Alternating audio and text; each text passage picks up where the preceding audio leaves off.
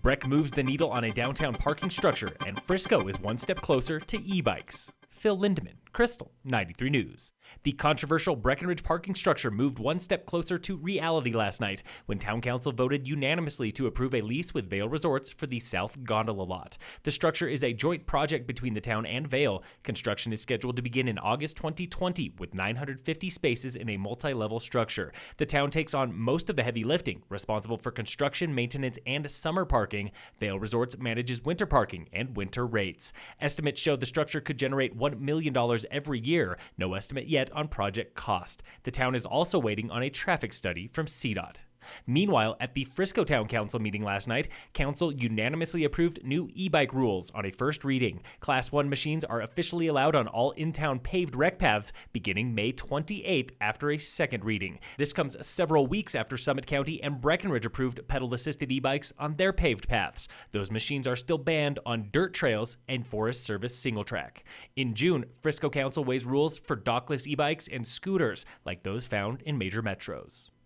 The Summit Rotary Ice Melt Contest has named its winners. Darlena Marmons takes first place and the $4,000 grand prize. Robert Furiagle takes second and $2,000, and Melissa Greenwood gets $1,000 for third. The device fell into the drink on May 7th at 4:44 in the afternoon with 35 seconds on the clock. The Colorado economy leads the nation for a third year running, according to the annual Best States list from U.S. News & World Report, but our state barely cracks the top 10 overall ratings, led by Washington and New Hampshire. Colorado might lead for economic growth, determined by factors like low unemployment and new businesses, but we're in the bottom third for fiscal stability, crime, and natural environment. Environment is based on air and water quality, probably doomed by hundreds of mines across the high country, still leaching toxic chemicals like arsenic and lead, like the mine that turned the Blue River orange in late April.